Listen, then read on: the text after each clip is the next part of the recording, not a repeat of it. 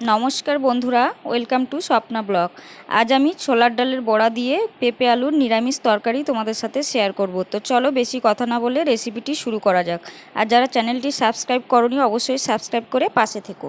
রেসিপিটি আমি করার জন্য নিয়েছি পেঁপে আলু। আমি ছোট ছোট করে ডুমডুম করে কেটে নিয়েছি, ধুয়েও পরিষ্কার করে নিয়েছি। এখন এটাকে আমি একটু হালকা করে সিদ্ধ করে নেব। তো আমি গ্যাসে বসিয়ে দিয়েছি, একটা কিছু চাপা দিয়ে আমি গ্যাসটাকে জ্বালিয়ে পেঁপেটাকে আর আলুটাকে সিদ্ধ করে নেব। আর এদিকে আমি ডাল ভিজিয়ে রেখেছিলাম, ডালটাকে আমি মিক্সারে পেস্ট করে নেব। আর কি কি মশলা নিয়েছি দেখো, একটু জিরে, আদা, পোস্ত, কাঁচা লঙ্কা আর শুকনো লঙ্কা, এটাকেও আমি পেস্ট করে নেব। ডালটা আমার পেস্ট করা হয়ে গেছে। এখন আমি এর মধ্যে একটু নুন আর একটু চিনি দিয়ে ভালো করে মাখিয়ে নেব। নিয়ে তারপর এটাকে আমি বড়া করে ছোট ছোট বড়ার আকারে এটাকে আমি ভেজে নেব। তো চলো আমি এখন বড়াটাকে ভেজে নিই। আর এদিকে আমার হচ্ছে পেঁপে আলুটাও সিদ্ধ হয়ে গেছে। এখন আমি জল ঝরাতে দিয়ে দিয়েছি। আর কড়াই আমি বসিয়ে দিয়েছি, সসপ্যান বসিয়ে দিয়েছি বড়াটাকে ভাজার জন্য। তেলও দিয়ে দিয়েছি, তেলটা আমার প্রায় গরম হয়ে এসছে। এখন আমি বড়াগুলোকে ভেজে নেব। আমি একটু মাঝারি সাইজের দিচ্ছি, তোমরা যেমন পারো তেমন সাইজের দেবে, এর থেকে ছোট চাইলেও দিতে পারো। তো বড়াটা আমার এক পিঠ হয়ে গেছে, আর এক পিঠ আমি উল্টে দিয়েছি, আর একটু কড়া করে আমি ভেজে নেব। তো হয়ে গেছে, আমার বড়া ভাজা কমপ্লিট হয়ে গেছে। এখন আমি এটাকে বন্ধ করে দেব। এদিকে আমি তরকারিটা বসানোর জন্য কড়াই বসিয়ে দিয়েছি। কড়াই গরম হয়ে গেছে, আমি দিয়ে দিয়েছি সাদা তেল। তোমরা চাইলে এটা সর্ষের তেল দিয়ে করতে পারো। তো আমি দুটো তেজপাতা দিয়ে দিচ্ছি, একটা ছোট সাইজের শুকনো লঙ্কা, আর দিয়ে দেবো একটু জিরে। এটাকে ভালো করে একটু আমি নাড়াচাড়া করে নেব।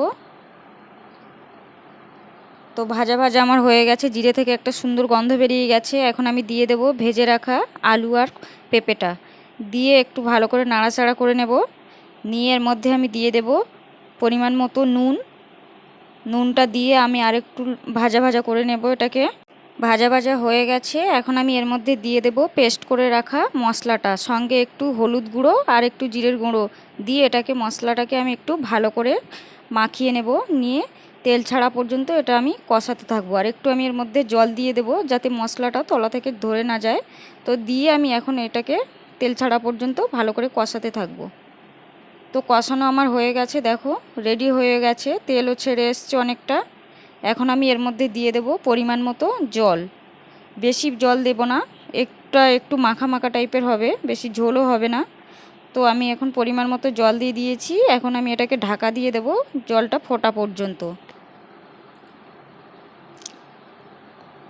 তো ঝোল আমার ফুটে গেছে, আলু পেঁপে তো অলরেডি সিদ্ধ রয়েছে। তো এখন আমি এটা দিয়ে দেবো ভেজে রাখা বড়াগুলোকে। বড়াগুলো দিয়ে আমি ভালো করে একটু নাড়াচাড়া করে আমি ঢাকা দিয়ে দেবো 5-7 মিনিট মতো। এটাকে আমি ঢাকা দিয়ে দিচ্ছি। 5-7 মিনিট পর আমি ঢাকনাটা খুলেছি। নুন টুনগুলো ঠিকঠাক আছে কিনা সব কিছু আমি একটু দেখে নেব। নিয়ে আরও 2-3 মিনিট একটু আমি ঢাকা দিয়ে দেবো। তো 2-3 মিনিট পর আমি খুলেছি, রেডি হয়ে গেছে, ঝোলটাও ঘন হয়ে গেছে। এখন আমি এর মধ্যে দিয়ে দেবো একটু চিনি সামান্য, আর দিয়ে দেবো ভেজে রাখা ভাজা মশলা, জিরে গুঁড়ো, ধনে গুঁড়ো। এটাকে ছড়িয়ে দিয়ে উপর থেকে আমি গ্যাসটাকে অফ করে দেবো। একটু ঢাকা দিয়ে ঠান্ডা হওয়া পর্যন্ত ঢাকা দিয়ে রেখে দেবো। ঠান্ডা হওয়ার পর আমি ঢাকনাটা খুলেছি, দেখো কত সুন্দর কালার হয়েছে দেখতে। যেহেতু কাঁচা লঙ্কার তরকারি আর শুকনো লঙ্কার গুঁড়ো দেওয়া নেই, তো কালারটা খুব সুন্দর এসছে। তো খেতেও অসাধারণ টেস্টি হয়েছে, ভাত রুটি সব কিছুর সাথেই তোমরা চাইলে খেতে পারো। তো ভিডিওটি আমি আজকের এই পর্যন্ত শেষ করছি। সবাই ভালো থেকো, সুস্থ থেকো। আর আমার ভিডিও যদি তোমাদের ভালো লাগে তাহলে প্লিজ সবাই লাইক, কমেন্ট, শেয়ার করে পাশে থেকো। দেখা হচ্ছে পরবর্তী ভিডিওতে। সবাইকে অসংখ্য অসংখ্য ধন্যবাদ।